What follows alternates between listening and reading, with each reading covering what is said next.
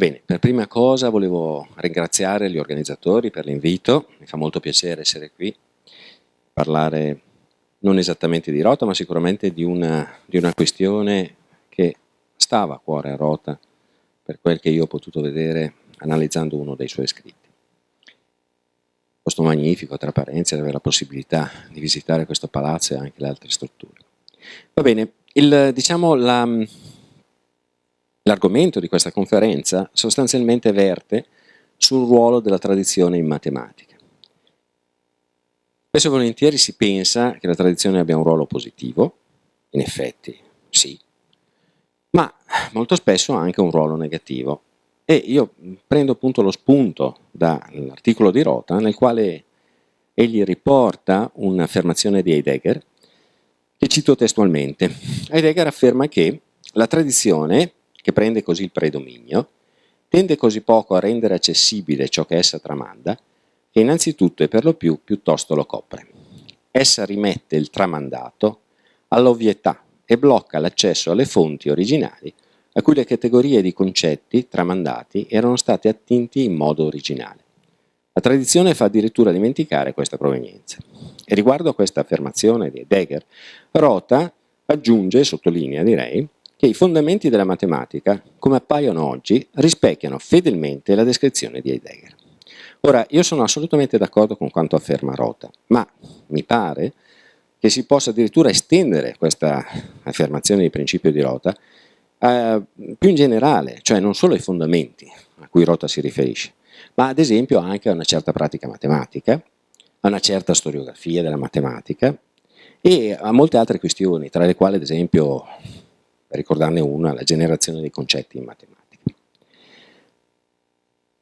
Possiamo fare alcuni semplici esempi proprio per far vedere come la tradizione influenzi la pratica matematica. Uno di questi esempi può essere quello relativo, ad esempio, all'idea che i matematici hanno sulle dimostrazioni dei teoremi. No? In generale il matematico pensa che una volta che un teorema è dimostrato, si debba in un certo qual modo essere in grado di poterne considerare la dimostrazione, di poter analizzare la dimostrazione, perlomeno se la dimostrazione di quel teorema è nel suo campo specifico di interesse, in modo autonomo, cioè sia un'azione che egli possa condurre autonomamente da solo, eccetera. Ma già sappiamo, e ci sono esempi, in cui questo assolutamente non è possibile. Se ad esempio prendiamo la classificazione dei gruppi semplici finiti, la classificazione dei gruppi semplici finiti ha richiesto quasi un centinaio d'anni di lavoro, quindi ha richiesto una quantità di matematici non indifferente. E sulla classificazione dei gruppi semplici finiti ci sono più o meno, adesso io non ho il numero esatto, ma comunque circa più o meno, insomma, sono 500 articoli che sono apparsi sulla classificazione dei gruppi semplici finiti. 500 articoli, potete immaginarvi quante pagine stampa possono essere, no? Sono qualche migliaio di pagine, sono più di 10.000 in effetti, 10.000 pagine stampa. Quindi è chiaro che un matematico non potrà mai entrare nella dimostrazione della classificazione dei gruppi semplici e finiti. Però ci sono altre situazioni di natura diversa.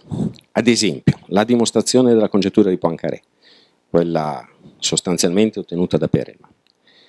In questo caso Perelman cosa ha fatto? Perelman ha postato 2 articoli su Archive. I matematici sanno e usano spesso Archive per postare i loro articoli prima della pubblicazione. Addirittura poi non sono stati pubblicati. Quindi ci è voluto un gruppo di matematici che andasse a analizzare gli articoli posti da Perelman su Archive e che alla fine in un certo qual modo dicesse sì, la dimostrazione funziona. Dopo naturalmente aver riempito tutta una serie di buchi, eccetera, eccetera. Però il problema lì è diverso, cioè il problema è di un'altra natura. È così, diciamo, la matematica si è evoluta in modo così preciso, ciascuna disciplina e sottodisciplina, eccetera, eccetera, che i matematici hanno potuto andare a verificare la correttezza delle dimostrazioni di Perelman.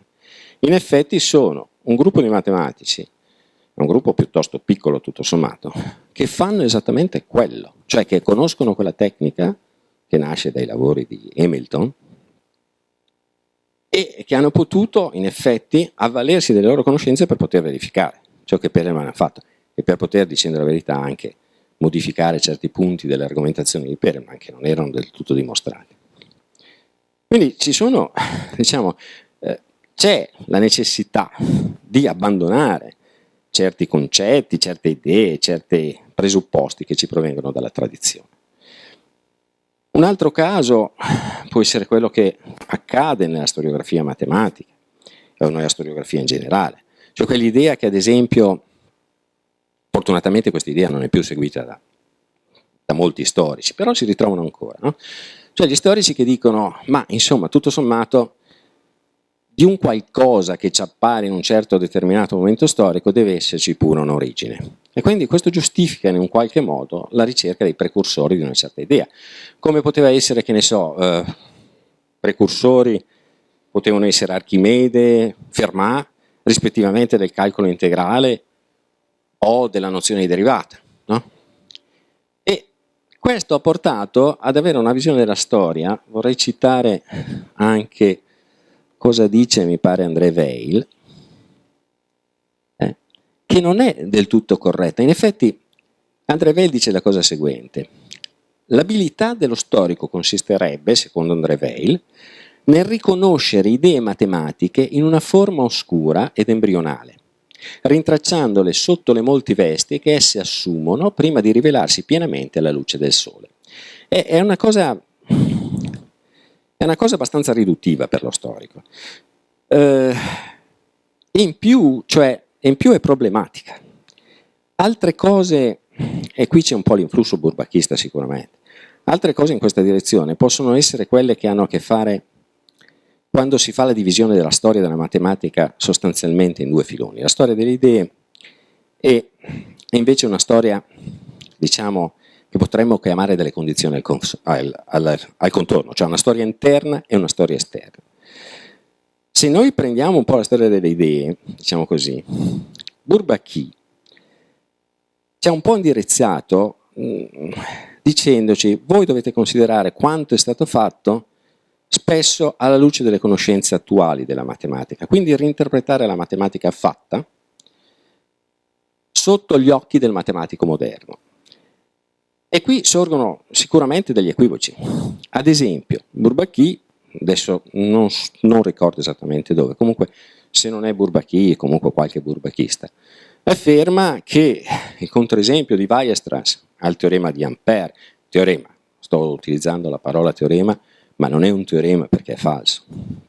Ampère aveva dimostrato, sbagliando, che una funzione continua su un intervallo ammetteva derivata salvo al più un numero di salvo più un certo insieme costituito da punti isolati.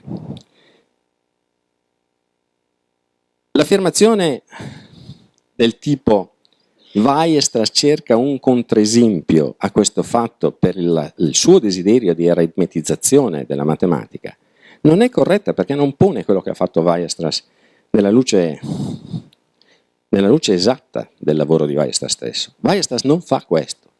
In effetti, se si analizza un attimo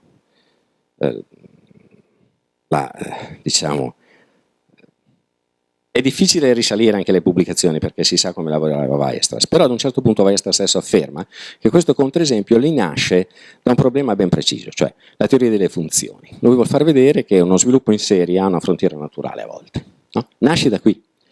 E per far vedere che c'è questa frontiera naturale, Weierstrass elabora sostanzialmente, cioè scrive una serie di potenze, campo complesso, e poi riesce a elaborare un comportamento sulla frontiera tale che non possa mettere prolungamento analitico fuori da quella frontiera. E come lo trova?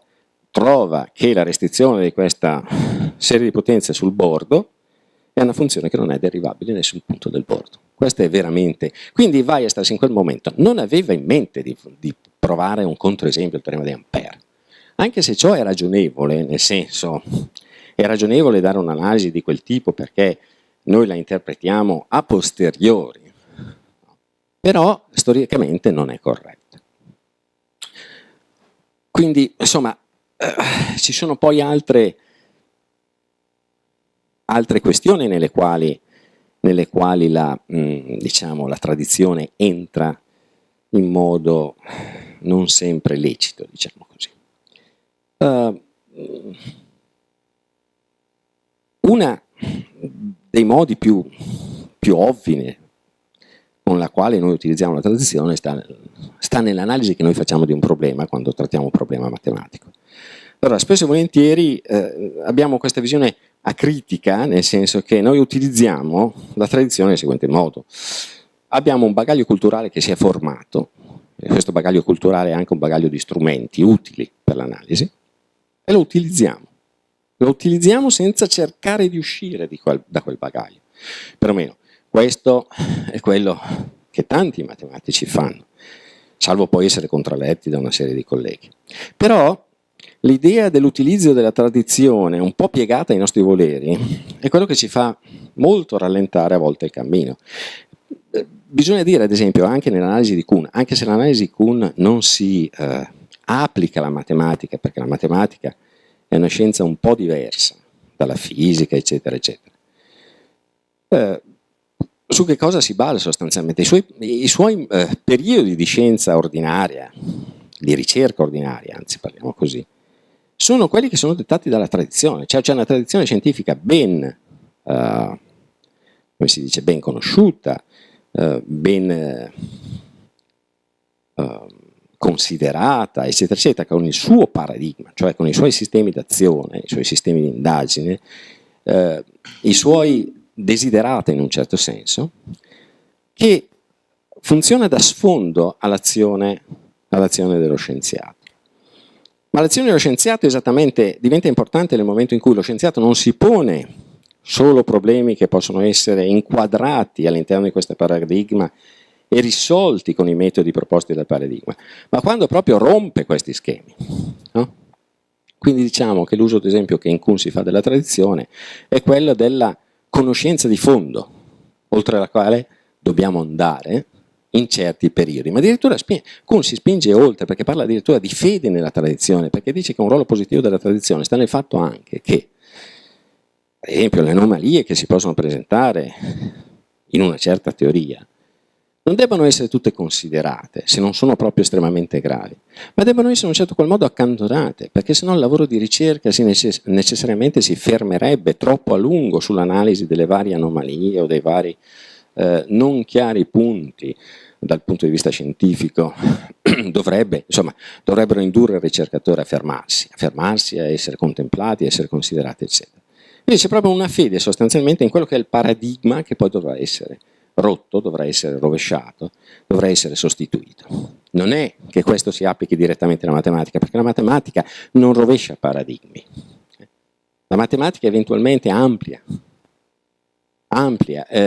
in teorie più vaste, ma non ha un'azione distruttiva rispetto, ad esempio, alla conoscenza anteriore. Allora, potremmo dire, tutto sommato, che diciamo, c'è sicuramente questo problema, questo tipo di problema nella matematica, no? Che in un certo modo la tradizione agisce in modo sottile, forse subdolo. E ritornando diciamo, all'origine della nostra discussione, cioè ritornando al filo conduttore delle considerazioni che ha espresso Heidegger, possiamo anche dire che spesso e volentieri la tradizione ci impedisce di andare a considerare le origini di un concetto. No? Questo è molto chiaro se pensiamo all'insegnamento universitario. Adesso, insegnando, che ne so, in un dipartimento di fisica oppure in un dipartimento di matematica, noi diamo dei concetti, diamo delle definizioni, diamo qualcosa. E è un esperimento che si può fare tranquillamente. Si può chiedere a uno studente, ad esempio, se sia in grado di dire cos'è uno spazio di Hilbert, o se sia in grado di dire se dare la definizione, meglio ancora, di numero trascendente. Però, cosa succede? Nel nostro insegnamento molto raramente forniamo la giustificazione del concetto. Come nasce uno spazio di Hilbert? Perché lo spazio di Hilbert è importante?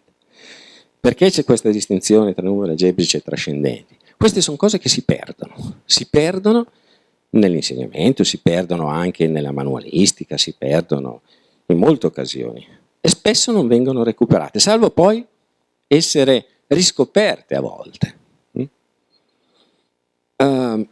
ad esempio, un concetto che ci sembrerebbe banale, ad esempio, è quello di curva.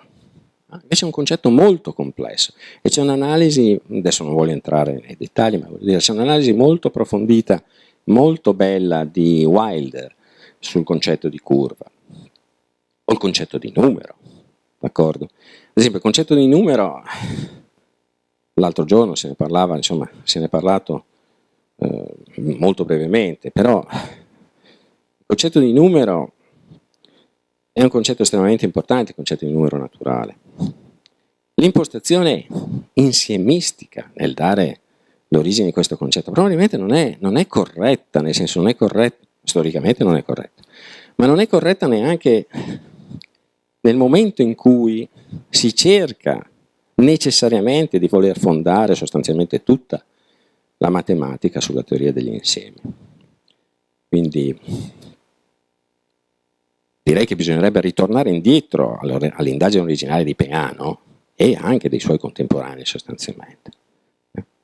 Oppure, non so, concetti come quello di gruppo, ma perché noi immediatamente introduciamo il concetto di gruppo anche nel primo anno dell'università, eccetera, eccetera, lo facciamo vedere e diciamo, giuriamo che sia il concetto più importante. Sì, il concetto di gruppo è un concetto importante, sicuramente, viene usato in fisica, viene usato, ma il concetto di gruppoide, che è un po' meno di quello di gruppo, ma è più naturale, perché è quello delle trasformazioni di gauge. Cioè,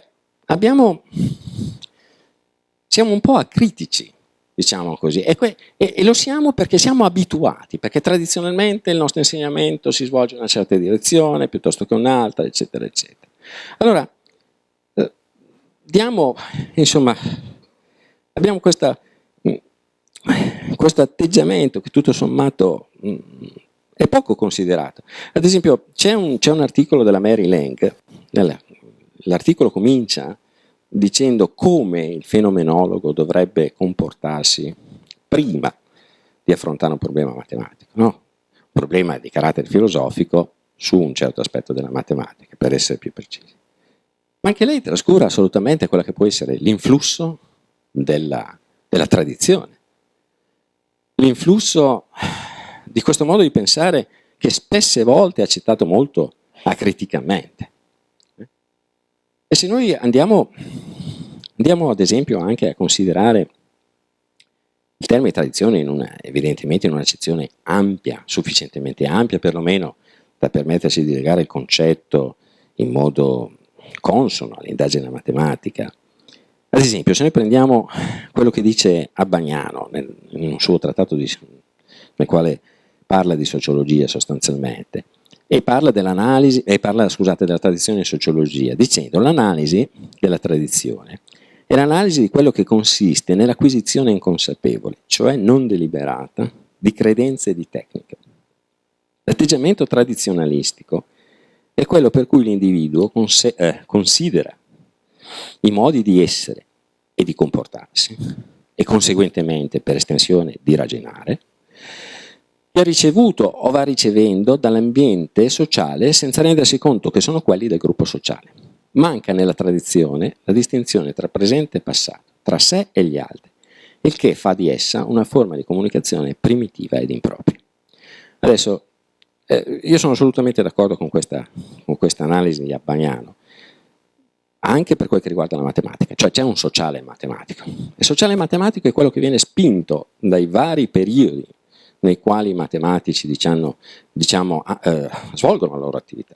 Allora l'influsso dei burbachisti è stato positivo sotto tantissimi versi, però è stato anche in un certo senso limitante nel momento in cui i matematici si sono abituati così tanto all'influsso dei burbachisti, si sono abituati così tanto alle idee burbachiste, all'idea di struttura ad esempio, idea tipicamente burbachista, che quasi non si sono accorti di tutto il resto in un certo senso. No? Hanno cercato sempre regolarmente di applicare queste idee senza mai chiedersi che cosa succede e che cosa non succede. Poi però capita che il matematico, così di colpo, e questa è caratteristica del matematico, infranga questo modo di vedere, queste regole che si è dato liberamente, come?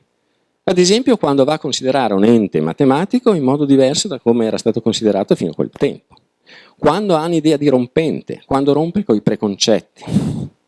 Ricordo di aver letto, adesso oramai un po' di tempo fa, ma c'era un libricino, diciamo, dedicato a Renato Cacciopoli e diciamo alla sua attività di matematico. Allora, Renato Cacciopoli è stato un grandissimo matematico, molto dimenticato in un certo qual modo. E, diciamo, uno dei suoi amici e come si dice, quasi contemporanei, scusate, sostanzialmente sono stati studenti assieme, insomma, è Gianfranco Cimmino. Gianfranco Cimmino era più giovane di Cacciopoli solo di un paio d'anni, insomma. E lui in queste conferenze dedicate al ricordo, alla memoria di Cacciopoli, proprio dice una cosa di Cacciopoli che è importante, e vale a dire, dice che Cacciopoli aveva un modo di ragionare completamente diverso, completamente innovativo rispetto a quello che era il modo di pensare dei suoi contemporanei. In effetti lui dice la cosa seguente: allora Cacciopoli in quel momento si occupava di equazioni differenziali e Cimmino dice che ciò che prima di tutto mi colpì nel suo pensiero fu il suo modo di concepire in generale un'equazione matematica. Lui sta parlando di equazioni in senso lato, cioè per esempio un sistema formato da un'equazione alle derivate parziali da certi dati iniziali. In effetti è a questo a cui si riferisce. L'incognita dell'equazione, come un'equazione di derivate parziali, in generale ha una funzione. Allora, ebbene, dice, l'equazione va intesa allora come una corrispondenza fra due spazi funzionali, in uno dei quali si cerca l'incognita, mentre nell'altro si deve trovare il dato. E lo studio del dominio e poi allo stesso tempo del condominio di tale corrispondenza deve essere quello di fornire teoremi di esistenza e unicità ai quali mira il matematico. E questa è un'affermazione che lui fa risalire, diciamo, questa osservazione che lui aveva fatto e l'affermazione corrispondente di Cacciopoli, che vabbè non sto qui a leggere, fa risalire a prima del 1939, quindi guardate, cioè la modernità del pensiero di Cacciopoli. Questo chiaramente rompe con la tradizione. Un'altra cosa, e voglio fare degli esempi, diciamo, dove la tradizione ha influito negativamente, perché questo si riallaccia al titolo della conferenza. Allora, negli anni 30 noi sappiamo che è in auge sostanzialmente la formalizzazione che ha dato Hilbert. No? Allora, l'assiomatizzazione, quando si ha una teoria che è assiomatizzata, non importa più sapere quali siano gli enti della teoria. Quello che importa sapere è che questi enti, e Hilbert pronuncia la celebre frase, potrebbero essere scarpe, sedie o boccali di birra, la cosa importante è che questi enti soddisfino certe relazioni e gli assiomi di base della teoria che si sta considerando.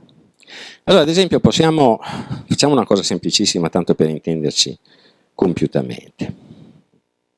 Riscrivo gli stessi assiomi che aveva scritto ieri Cartier, sostanzialmente, o non li aveva scritti, ma aveva accennato a certi assiomi della geometria proiettiva.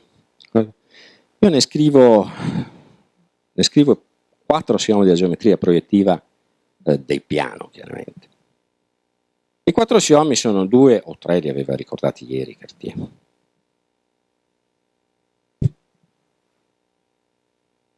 Allora, il primo assioma è che per 2 punti distinti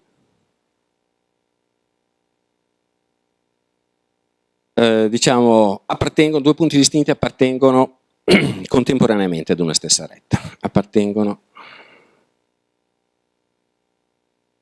ad una stessa retta. Secondo assioma è che 2 rette distinte contengono un solo punto in comune. 2 rette distinte hanno un solo punto in comune. Il terzo assioma è quello che... Allora, il terzo assioma è quello che dice che siamo nel piano sostanzialmente. Esistono almeno 3 punti non appartenenti alla stessa retta. Esistono 3 punti non appartenenti alla stessa retta. E il quarto assioma, ne metto 4 di assioma. Esistono almeno 3 punti, scusate, ogni retta contiene almeno 2 punti.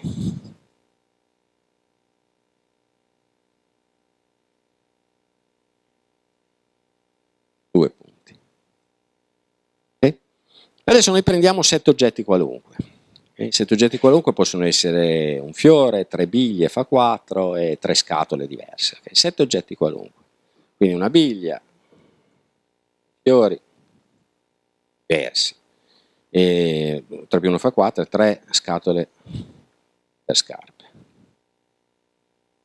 E questi 7 enti li chiamiamo A, B, C, D, E, F, G.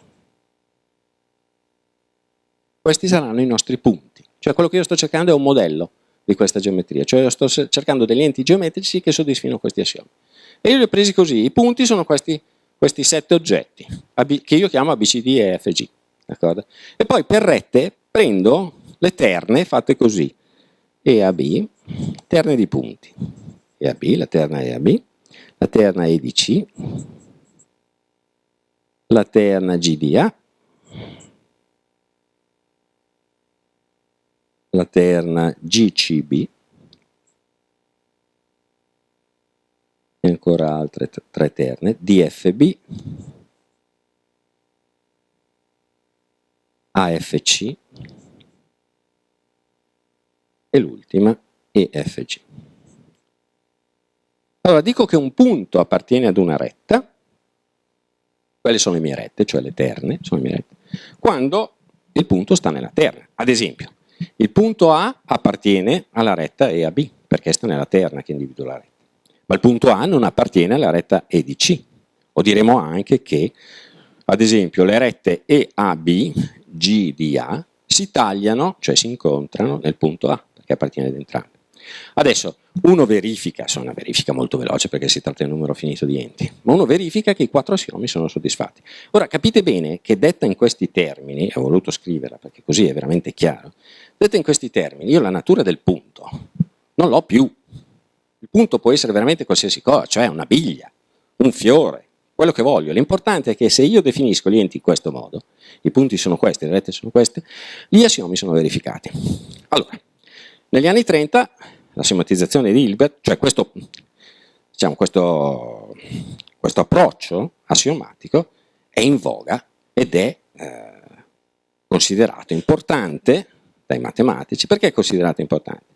Perché se io ho un approccio di questo genere, dove io non so cosa sono gli enti e non ho bisogno di sapere cosa sono gli enti, e non so neanche, una volta che io ho posto i miei postulati, se questi siano veri, nel senso che se questi abbiano una corrispondenza col reale, col mondo reale o meno. Allora cosa mi succede? Che ogni qualvolta io provo un teorema di questa teoria, il teorema non ha più un'unica interpretazione, ma ha un'interpretazione che corrisponde alla mia scelta degli eventuali enti che a loro volta soddisfano gli assiomi della teoria. Cioè, come stava dicendo ieri Carlos, io posso avere una sola sintassi, ma molte semantiche.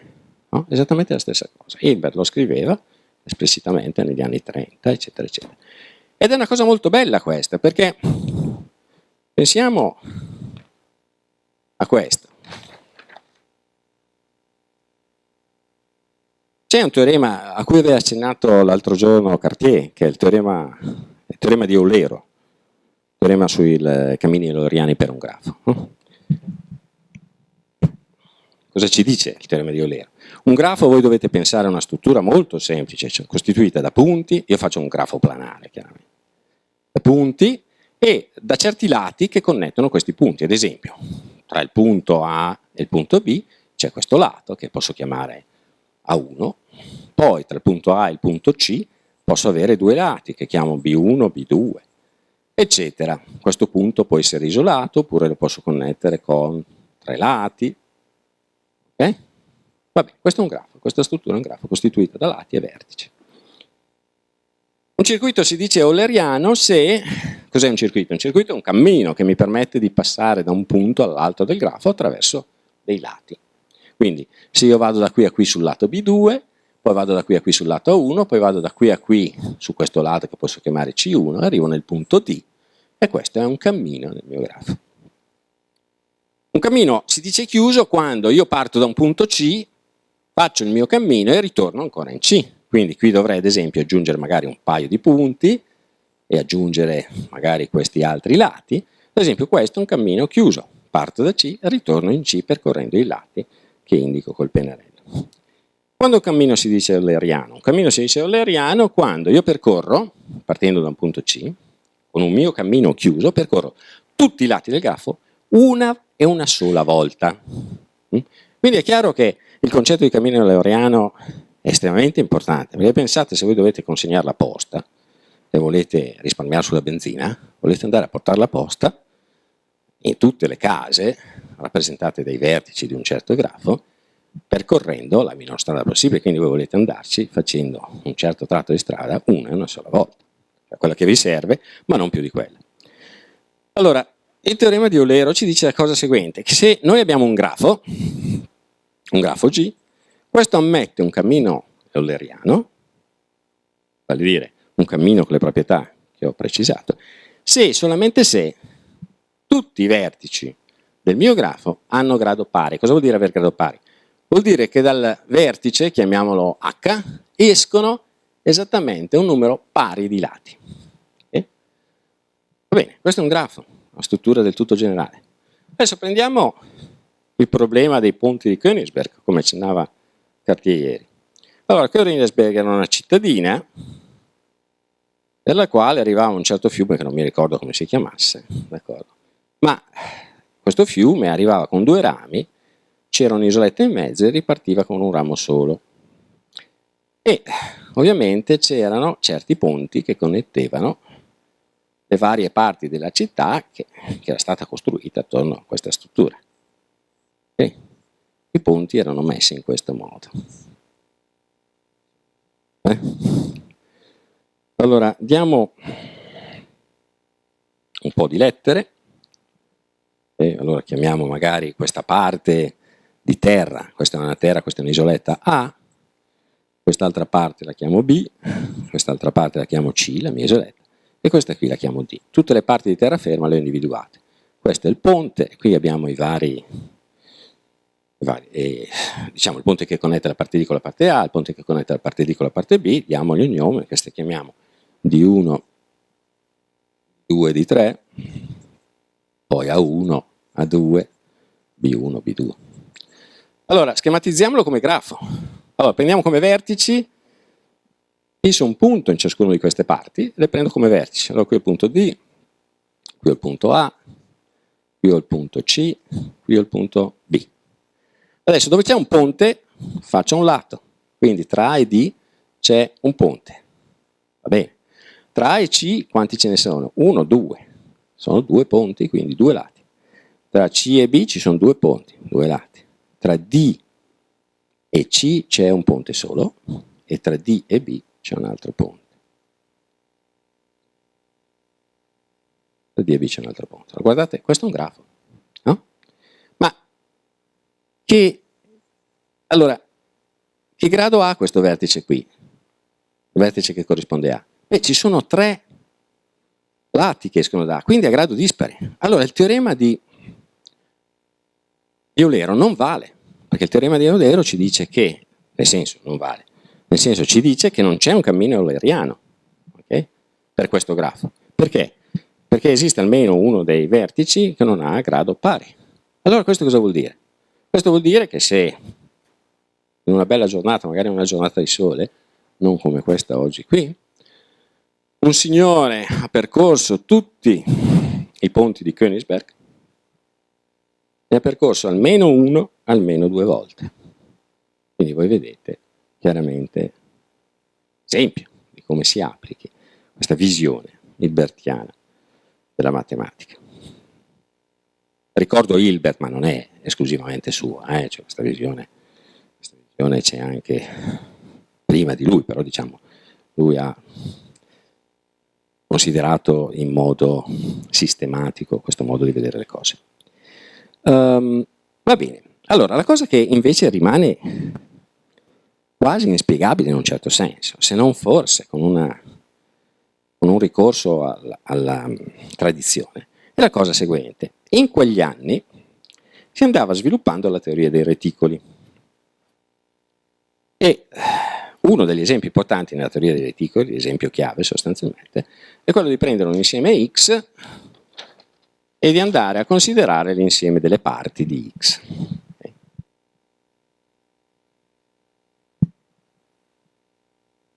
Prendiamo un insieme X e l'insieme delle parti di X che si indica con P di X. Quindi cosa sono gli elementi di P di X? Sono i sottoinsiemi di X. Se io nell'insieme delle parti vado a considerare due operazioni, che sono quella di unione e intersezione, parlando di unione e intersezione insiemistica, ottengo una struttura che prende il nome di reticolo. D'accordo? Vabbè. La struttura reticolo è stata assiomatizzata in precedenza. È stata assiomatizzata attraverso il lavoro di una serie di persone, si parte da Boole, si parla di Schroeder, si parla di Dedekind e così via. Ma il punto qui è l'ulteriore domanda, cioè voglio dire, io ho un esempio chiave, che è quello delle parti di un insieme, ho un'assiomatizzazione, mi chiedo, ma io ho colto giustamente nella mia assiomatizzazione ciò che mi proveniva da quell'esempio chiave? Con questo cosa intendo dire? Intendo dire la cosa seguente. È vero che la mia struttura definita in modo assiomatico possa equipararsi, se non all'insieme delle parti di un certo insieme di punti X, perlomeno a un suo sottoinsieme di parti che abbia ancora la struttura di algebra di Boole, punto di domanda, in altri termini. Esiste un teorema di rappresentazione per le algebre di Boole? E la gente si è messa a lavorare su queste cose. Una delle persone che lavoravano a queste cose era Alfred Tarski, per tutta una serie di motivi. E cosa succede? Succede la cosa seguente, che è abbastanza strana, perché voglio dire, Tarski è un grande, però succede la cosa seguente. Noi sappiamo che qui c'è una relazione d'ordine. La relazione d'ordine è questa. Abbiamo un sottoinsieme A dell'insieme X e un sottoinsieme B, diremo che A è minore o uguale di B se e solamente se A è incluso in B. Cioè, tutti i punti di A sono punti di B. Allora, se noi prendiamo un punto, x con 0, appartenente ad x grande, possiamo individuare l'insieme che ha come elementi esattamente il punto x con 0. Questo è un elemento dell'insieme delle parti di x.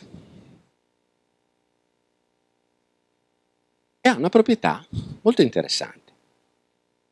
Perché è una proprietà molto interessante? Perché pensiamo, nel fondo della memoria, probabilmente abbiamo la nozione di punto della geometria euclidea. Euclide scrive, penso sia il primo libro, prima definizione, tra parentesi, il punto è ciò che non ha parti. Quindi abbiamo questa idea che il punto abbia una qualche sorta di minimalità in un certo senso. Ed è chiaro vedere da qui che il punto ha questa proprietà, la proprietà seguente, cioè che se il punto x con 0 è tale che esiste un sottoinsieme, chiamiamolo B, quindi B minore o uguale di x con 0, in altri termini B contenuto, succedono due cose, o B è l'insieme vuoto, oppure B coincide con x con 0. Cioè, una sorta di proprietà di minimalità, potremmo chiamarlo. Ora, ciò che corrisponde in un'algebra di Boole all'insieme vuoto, nella struttura diciamo generale, assiomatizzata, è quello che si chiama 0 dell'algebra di Boole. E questa definizione qui si traduce subito per un'algebra di Boole generale nella seguente definizione. Magari cambio foglia. La definizione di atomo, ok? Definizione di atomo. La parola atomo non è scelta a caso, la sceglie Tarski. E che cos'è un atomo? Un atomo, se io ho un'algebra di Boole B, per le quali le operazioni le indico con sup e inf, perché sono in un ambiente del tutto assiomatizzato e generico, succede la cosa seguente, dirò atomo un qualcosa che si comporta in questo modo. Allora, lo chiamo A, d'accordo? A è un elemento di B, va bene? A deve essere diverso dallo 0, d'accordo, perché insomma non vogliamo il corrispondente insieme vuoto da chiamare atomo, ma in un certo modo un elemento indivisibile. Indivisibile in che senso? Nel senso che io se ho un altro elemento B, dell'algebra di Boole con la proprietà che A è minore o uguale, scusate, B è minore o uguale di A, allora possono succedere solo due cose. O B è lo 0, che corrisponde all'insieme vuoto, oppure B coincide con tutta A. E questa definizione va molto d'accordo con l'idea che noi abbiamo nel fondo della memoria, l'idea euclidea di atomo, nel fondo della memoria, la tradizione che noi abbiamo operato. E cosa succede? Succede che la definizione successiva la si dà in questo modo. Allora, se noi abbiamo un insieme A che non è vuoto, insieme A che sia un sottoinsieme di X, che non è vuoto, allora riesco sempre a trovare, se non è vuoto c'è almeno un punto, e quindi riesco sempre a trovare un atomo che sta in A. Allora, Tarski dà la seguente definizione. Un'algebra di Boole si dice atomica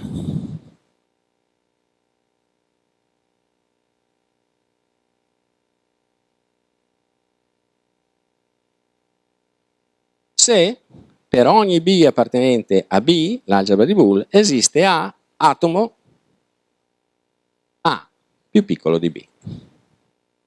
E poi, nel 1935, da un certo teorema di rappresentazione per algebre di Boole che però devono essere atomiche complete. Quindi non è un teorema soddisfacente, perché non è la generica algebra di Boole. La cosa buffa è che più o meno negli stessi anni Stone sta lavorando su delle algebre di operatori, per le quali viene definito quello che si chiama lo spettro. Okay? Ancora una volta interviene il termine spettro. Però non percorriamo la strada di Stone, ma percorriamo una strada alternativa. Vale a dire, la strada alternativa è questa. Se io ho un punto, x con 0 dell'insieme x, il punto individua il sottoinsieme x con 0, che è elemento di P di x. Prendiamo la collezione, che indico con tau di x con 0, di tutti gli elementi A appartenenti a P di x, tali che x con 0 è più piccolo o uguale ad A. Cosa è buffa? Perché questo è suggerito immediatamente dalla topologia, che già a quel tempo si stava sviluppando. Questa è la collezione, se volete, se gli insiemi fossero gli aperti di una topologia, questa è la collezione degli intorni del punto. No? Qui non abbiamo bisogno di struttura, prendiamo questo e osserviamo semplicemente che se noi indichiamo con T maiuscolo la collezione di tutti questi oggetti T di x con 0, tale che x con 0 varia in x, c'è una corrispondenza chiara tra l'insieme degli atomi contenuti in P di x. Perché? Dunque l'insieme degli atomi si vede subito che è costituito da tutti elementi del tipo il sottoinsieme costituito da un certo x con 0. E che cosa? E T. Qual è la corrispondenza? Quella che mi manda x con 0 in T di x con 0. Ma T di x con 0 che proprietà? T di x con 0 ha queste proprietà. L'insieme x appartiene sempre a T di x con 0. Prima proprietà. Seconda proprietà, se A e B appartengono a T di x con 0, allora A intersecato B appartiene a T di x con 0. E terza proprietà, se A appartiene a T di x con 0 e B è un elemento di P di x, allora A union B appartiene a T di x con 0. Perché? Perché sicuramente A union B contiene il punto x con 0. Questa è la definizione di T di x con 0. Questa definizione si può dare in qualsiasi reticolo. Basta che voi sostituiate a, che cosa?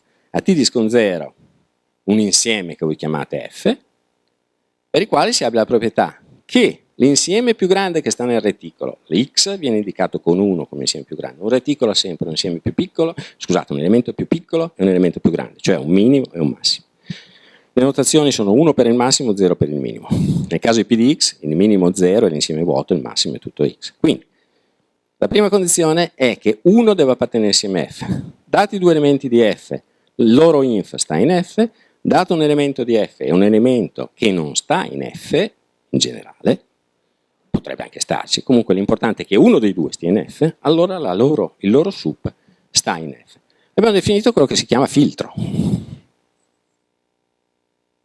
E nella nozione di filtro si può dare in qualsiasi reticolo. Ma in più abbiamo un'altra cosa, che questo qui, in P di X, non solo è un filtro che soddisfa queste proprietà, ma è un filtro massimale. Quindi è univocamente determinato. Massimale in che senso? Massimale in questo senso, in qualsiasi algebra di Boole.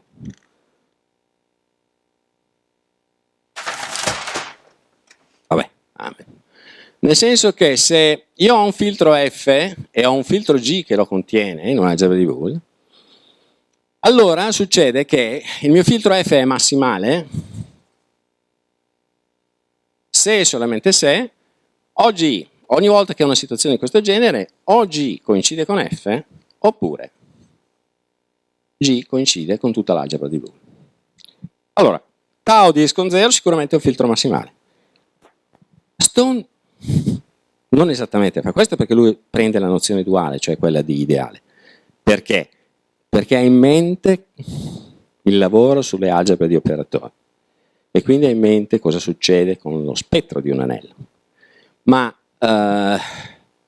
se noi prendiamo i filtri massimali dell'algebra di Boole B, okay, quindi indico con Fm la collezione di filtri massimali, la domanda è: esistono i filtri massimali prima ancora? Sì, ammesso che tu dia cittadinanza all'assioma di Zorn, all'lemma di Zorn o all'assioma della scelta, che dir si volta. Allora, se tu dai cittadinanza all'assioma della scelta, questo insieme non è vuoto. E di più, ogni ideale è contenuto in un ideale massimale. Allora, questo insieme qui diventa l'insieme di base, insieme di partenza, il cui insieme delle parti o una parte dell'insieme delle parti di questo insieme dà la rappresentazione dell'algebra di Boole, senza altre condizioni. Quindi voi vedete, è strano quello che è successo storicamente, che Tarski, persona eccezionale, un ricercatore eccezionale, fosse ancora legato in un modo o nell'altro alla nozione di punto. La nozione euclidea, se volete, di punto. Io non riesco a spiegarmelo diversamente. Adesso vorrei fare un ultimo esempio e poi ho finito. E l'ultimo esempio riguarda l'equazione differenziale. Riguarda uno strumento nelle equazioni differenziali che è uno strumento di uso eccezionale, cioè senza questo strumento probabilmente, adesso non voglio esagerare, ma metà dei risultati sulle equazioni differenziali ellittiche non ci sarebbe. E lo strumento qual è? Il principio di massimo. Cosa dice il principio di massimo? Il principio di massimo dice la cosa seguente, nella sua formulazione standard. Noi abbiamo un'equazione. Allora, mi limito a un operatore il più semplice possibile, d'accordo? Così non dobbiamo dire troppe cose. Allora, prendiamo un operatore Laplace-Beltrami, per esempio, che agisce su una funzione U e abbiamo una disuguaglianza differenziale del seguente tipo. Laplaciano di U minore o uguale a f di U. Cosa dice il principio di massimo? Dice che se noi stiamo considerando una soluzione debole classica, cos'è una soluzione debole classica? Allora, questo è un dominio di R, facciamo di Rn, così ci semplifichiamo la vita, quindi un dominio in aperto connesso, e dice la cosa seguente: soluzione di debole classe è una soluzione che è C1, okay? Non metto dati al bordo, però il dato al bordo in questo momento non mi interessa, perché è soluzione in senso distribuzionale. Questo è un aspetto tecnico che non vado a considerare. Però il principio di massimo dice la cosa seguente, che se io ho una soluzione che è non negativa su omega di queste disuguaglianze differenziali, ma se esiste un punto x con 0 che appartiene ad omega, tale che u di x con 0 è uguale a 0, allora tutta la mia funzione è identicamente nulla su omega. Questa è una delle forme del principio di massimo, naturalmente sotto condizioni su f. Se f è identicamente nulla, va bene, senza altre condizioni. F può non essere identicamente nulla, addirittura può essere positiva in un intorno dello 0 piccolo, affinché questa proprietà valga.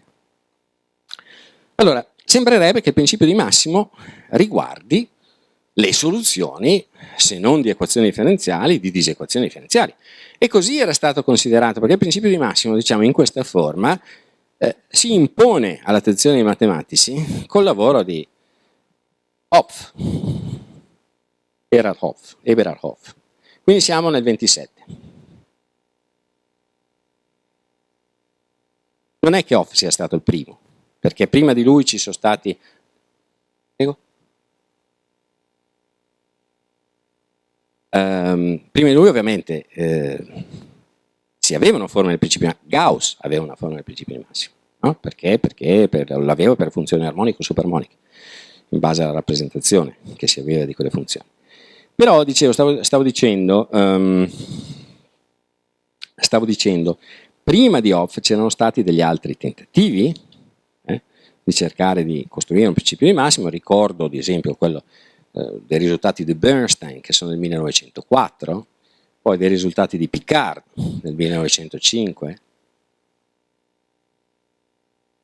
e poi un risultato di, ad esempio, Lichtenstein del 12 e del 24, e un risultato di Piccone del 27, cioè dello stesso anno di Hopf. La differenza tra questi risultati e quello di Hopf è che Hopf dà una dimostrazione elementare. Gli altri risultati sono risultati complessi, la tecnica dimostrativa è complessa. Hopf dà una dimostrazione elementare, scritta in modo oscuro, però elementare, nella quale addirittura, contrariamente a quanto nei primi momenti una mala tradizione ha fatto pensare, il risultato non è per equazioni, non è per disuguaglianze differenziali lineari, come ho scritto qui, ma anche non lineari, solo che è scritto in modo così, scritto male, l'articolo è scritto male. C'è un ottimo commentario su questo articolo dovuto a James Serin, dove fa vedere che in effetti Hopf ha dimostrato anche il caso non lineare. Penso sia su Journal Differential Equation del 2004, mi pare, non ricordo, dove spiega bene la genesi del principio. Comunque niente, tutto questo ci dice o ci fa pensare che il principio sia un principio che riguarda equazioni differenziali, lineari, non lineari, ma quello che sia, comunque soluzione di equazioni differenziali o di disequazioni differenziali. Noi dobbiamo vederlo con occhi un po' diversi, cioè vediamolo così. Se noi prendiamo una funzione reale, di variabile reale, su un intervallo AB, abbiamo la nostra funzione, questo è l'intervallo AB, la funzione la chiamiamo U, la funzione farà quel che farà così. Noi sappiamo che la funzione, se ammetterà sicuramente il teorema di Weierstrass, se la funzione è continua sull'intervallo AB, U sia continua sull'intervallo B, la funzione ammette un massimo almeno. Parliamo di massimo. Supponiamo che lo ammetta un massimo relativo nel punto escon 0, okay? E supponiamo che la funzione, io mi semplifico la vita, sia di classe C2 nell'intervallo aperto. Allora nel punto escon 0 la derivata prima della funzione è 0 e la derivata seconda della funzione è minore o uguale a 0 perché è un punto di massimo. No? Si vede benissimo qui, la concavità deve essere rivolta verso il basso. No? Quindi se la funzione U soddisfa una disuguaglianza differenziale seguente tipo U secondo più g di x U primo, ad esempio maggiore o uguale a 0, facciamo questo caso qui, non può assumere il massimo in un punto escon 0 interno, perché se soddisfa questa disuguaglianza differenziale in AB, mi succede che se io valuto in escon 0 la funzione g è limitata, prendiamola continua su tutto l'intervallo AB, abbiamo che U secondo di escon 0 più g di escon 0 per U primo che è 0 è maggiore o uguale di 0, ma noi sappiamo che nel punto, scusate, è strettamente maggiore di 0, volevo scrivere, ma noi sappiamo che nel punto di massimo questo è minore o uguale di 0, quindi otteniamo subito una contraddizione. Adesso possiamo generalizzare questo fatto a U secondo più g di x U primo maggiore o uguale di 0.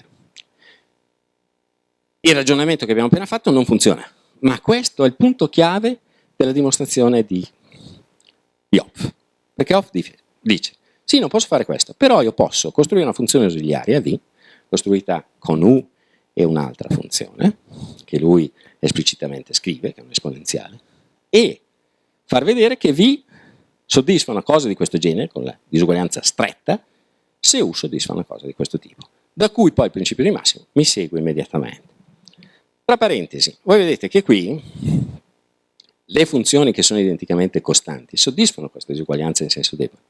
Allora, il nucleo del principio, diciamo, la chiave del principio di massimo è nel far vedere esattamente che questa è l'unica eccezione.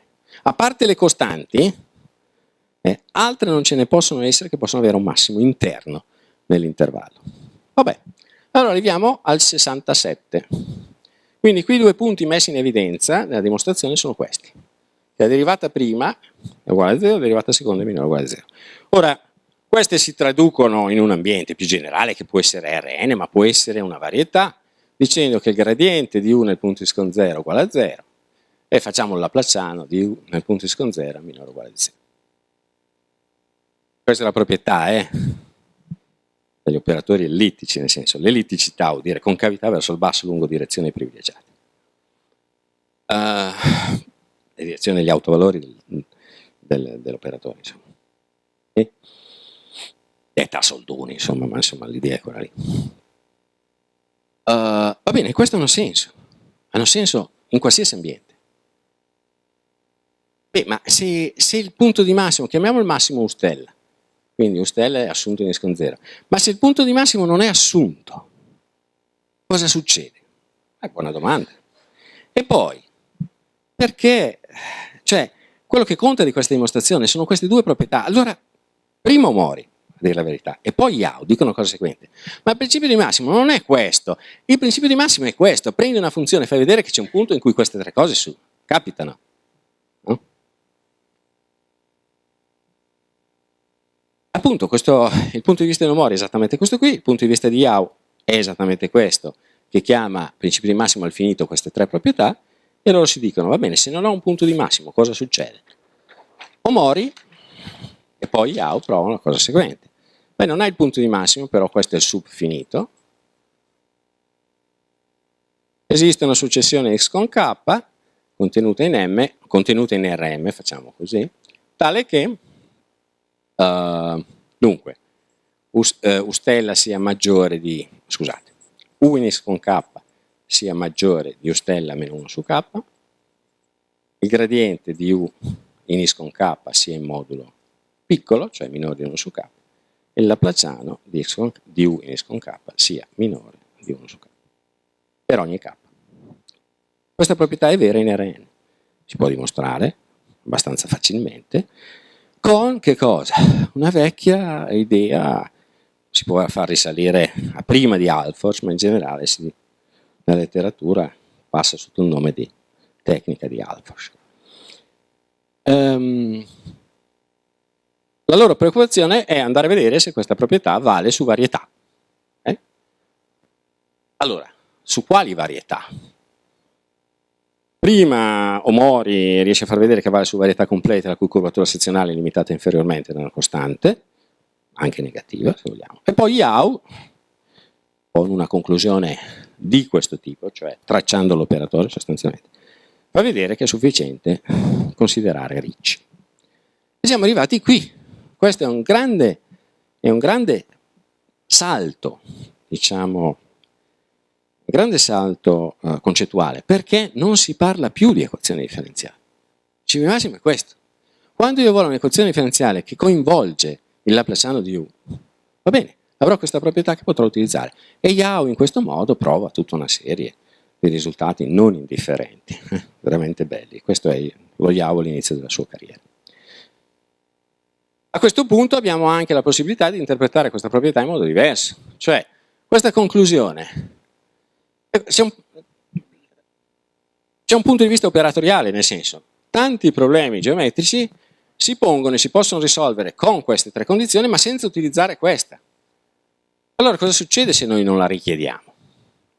Cosa succede se noi richiediamo solo l'esistenza di una successione x con k, tale che valgano la prima e la terza condizione? È sufficiente per dimostrare tante proprietà di carattere geometrico. Però, bene, questa può essere una giustificazione, ma c'è qualcosa di più. Il fatto che per ogni U, che sia C2 della varietà, tale che U stella sia limitato, esista una successione con queste due proprietà, è equivalente alla completezza stocastica della varietà, senza richiedere la completezza geodetica della varietà. E quindi qui si apre tutto un altro punto di vista. Ma in più, se noi proseguiamo nella nostra analisi, ritorniamo al punto iniziale, cioè questa proprietà qui, che chiamerò principio di massimo debole, è in effetti equivalente alla vecchia formulazione debole del principio di massimo, cioè quale? La seguente, si localizza così: se vale il principio di massimo debole, questa proprietà, allora vale la seguente, e viceversa, se vale la seguente proprietà, vale il principio di massimo debole. Cioè, la proprietà che vale è che la famiglia degli aperti omega contenuti nella varietà, per la quale il bordo è non vuoto, è tale che ogni qualvolta una funzione f continua su R, continua su R, e ho una soluzione V del problema, faccio col laplaciano per semplicità, laplaciano di V maggiore o uguale di f di V, e il sup di V su omega minore di più infinito, si ha che, un'alternativa, o il sup di V su omega uguale al sup di V sul bordo di omega, oppure f del sup di V su omega è minore o uguale a 0. Si ritorna da qui all'equazione differenziale. Allora, la cosa abbastanza incomprensibile è perché anche nel libro del 2009 di Pucci e Serrin questo punto di vista, che non ha più a che fare con le equazioni differenziali, non è per nulla trattato. Tradizione. La tradizione, gli analisti considerano il principio di massimo come un qualcosa che ha a che fare con le soluzioni delle equazioni differenziali.